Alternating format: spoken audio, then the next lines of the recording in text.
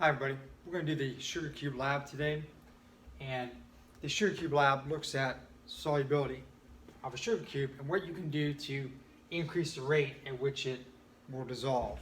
Okay, so they call this, comes out of the old textbook, a sugar cube race, and it says if you drop a sugar cube into a glass of water, how long will it take to dissolve? What can you do to speed up the rate at which it dissolves? Should you change something about the water, the sugar cube, or the process?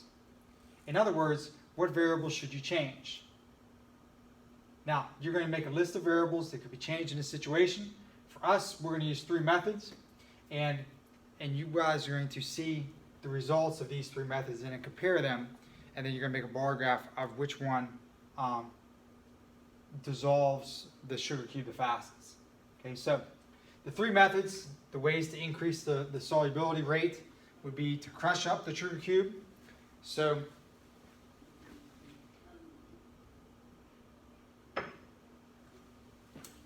we're going to take the little sugar cube here and we're going to crush it up with a mortar and pestle, and I'll show you that once we get to the lab table. You're going to heat the water up and you're going to increase the temperature of the water as a solvent. You can do that as well, or you could stir the water, and this was part of our onset on Friday. Okay, so in a regular school year, we would have you guys broken into 4 groups, and each one of the groups would take one of these types of methods to use as their experimental to test their hypothesis. But since we're remote now, or we really can't be doing this hands-on with groups, we're going to kind of work through it like this, and I'm going to show you as a demonstration how each one of these work out. Okay, so as I go over to the document camera, the very first thing you're going to do is ask a question that you can test about the factors that affect the rate sugar dissolves. Okay, so the first question, the first step of our scientific method is going to be to ask a question. Okay, so my question would be for this: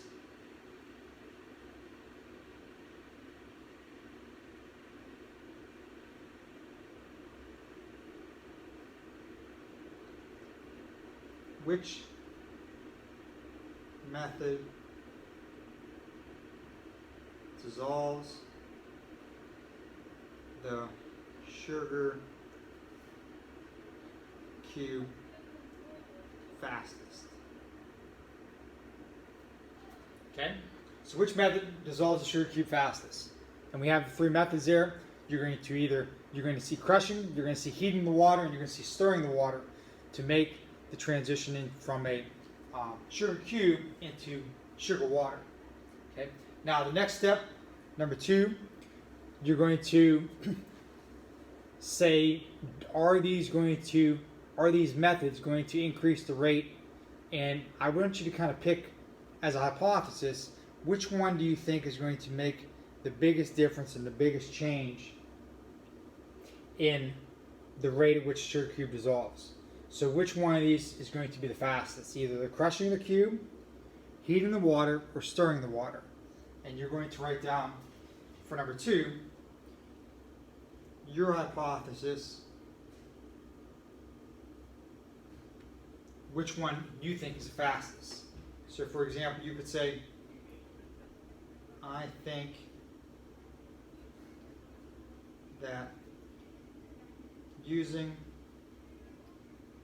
hot water will make the cube dissolve quicker. And that's your hypothesis. That's your educated guess. Now, it doesn't have to be heated. It could be the crushing or it could be the stirring.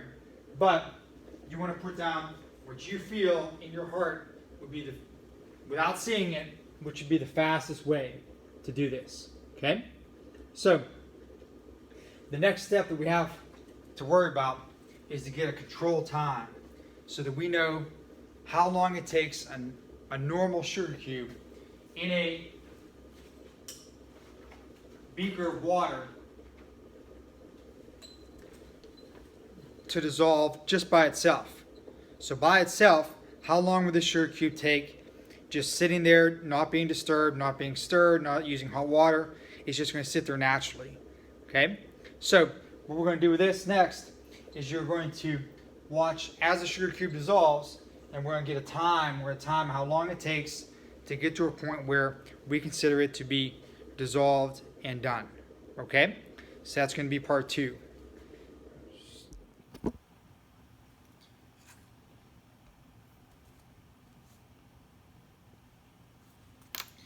Okay, ready for part 2?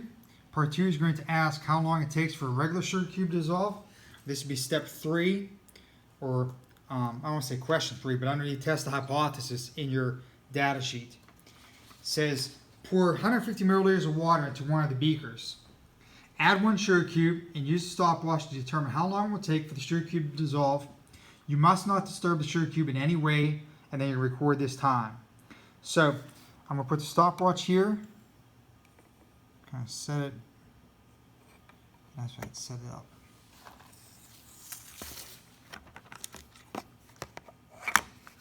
That'll work. There it is.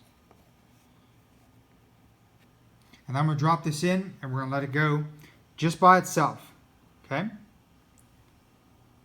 And start.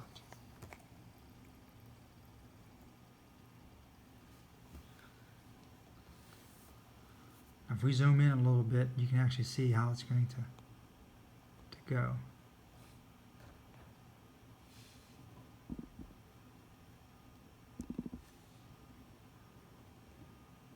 You can see the time there too. Okay, so we're going to let this run, see how long it takes, and then we'll come back for the experimental part. Okay.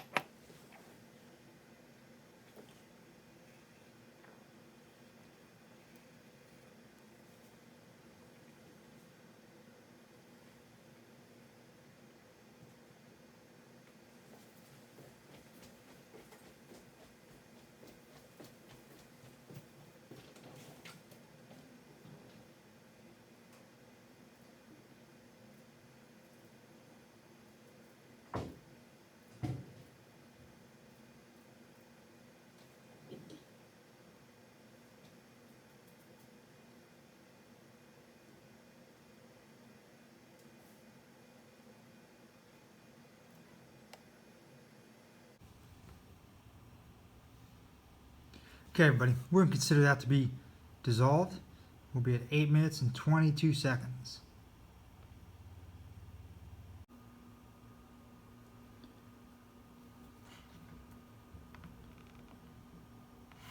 Now, the time that we have was 8 minutes and 22 seconds for the sugar cube to dissolve naturally on its own.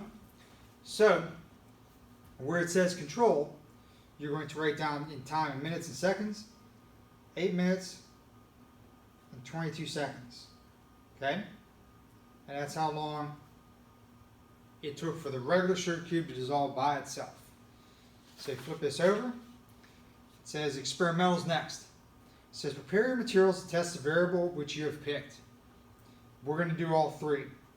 When you're ready to start your procedure for speeding up the rate at which the sugar cube dissolves, you're going to use a stopwatch to measure the time, and we're going to record it down here in this spot. Now, if you were working in groups, you put it here, and then we transfer all of these down to this spot. So we're going to put and start filling this table out. And we're going to do stir, crush, then hot H2O. Now the control, you know, for all of these is going to be 8 minutes and 22 seconds. We're going to use that for every single one. So that bar and the bar graph will be exactly the same height for all three tables or groups. But the experimental is what we have to check next.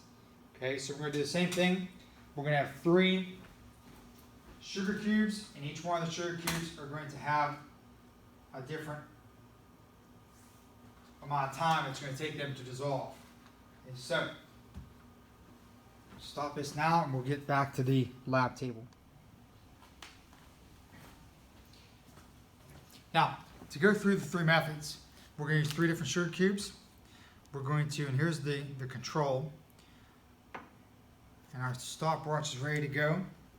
So this water right here in this hot pot is about 80 degrees Celsius. Okay, so it's going to serve as our hot water. I'm going to take this out, and with the hot water, we're not going to stir, we're not going to crush, we're just going to use the hot water as the device that's going to allow us to make the sugar cube dissolve faster.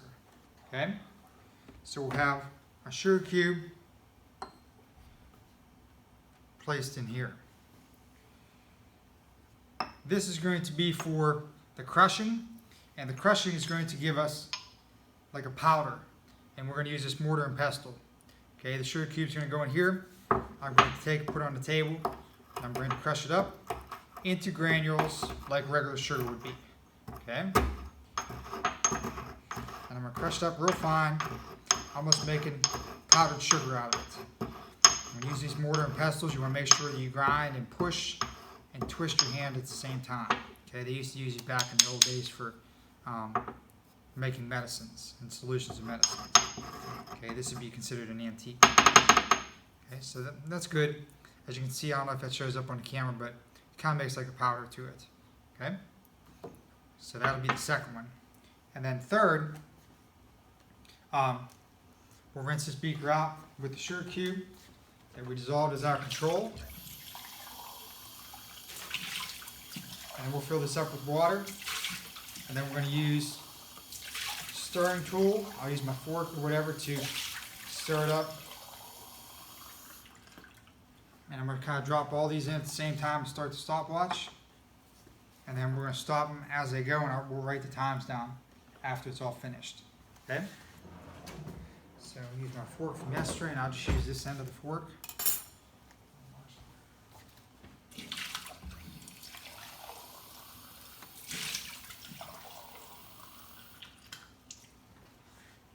Okay, so we got the hot water, crushed, and this is the one we're going to start with. Okay, so we're going to start the timer. Kind of need 3 hands for this. We're going to put them in. We'll start the timer. Well, actually, we'll put them in, start the timer, and then we'll see where we end up. Okay.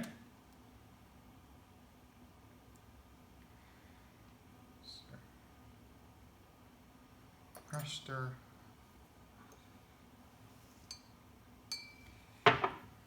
Start.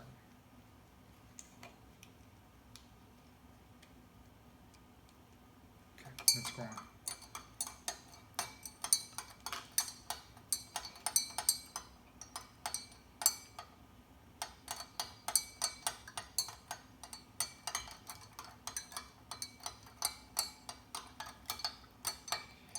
Now, we always said that we wanted to stop this at the point where it looked like the control was before. So when we stopped it before, that was going to be where we stopped at this time for our experimental. Okay, it's not totally all going to dissolve, but you want to try to get to the point where it was and where it looked like before, so you can compare the variables with that. Okay, you don't want to stop it too early, you don't want to stop it too fast. Or it's too late actually, and let it sit there, because then you're just adding time and removing time where it really the change wasn't happening. Okay, so I'm going to let this go for a little bit longer. I think this one and this one, say this one's about finished up. Okay, I'm going to get the times on these and finishes, and then we'll come back and report the times to you. Okay? Okay. Now, we finished up. All the times are finished up, all the experimentals. We're going to record these, and we'll go back up and answer the 4 questions at the top. And then you guys will make your bar graph from this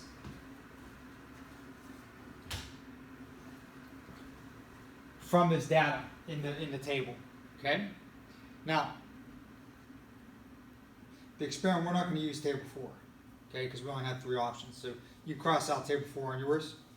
Experimental time for the stirring come out to be 4 minutes, 26 seconds it took to stir that. Okay? The crushing come out to be 3 minutes, 19 seconds. And the hot water, this one actually went the fastest. This took 1 minute, 54 seconds. Okay?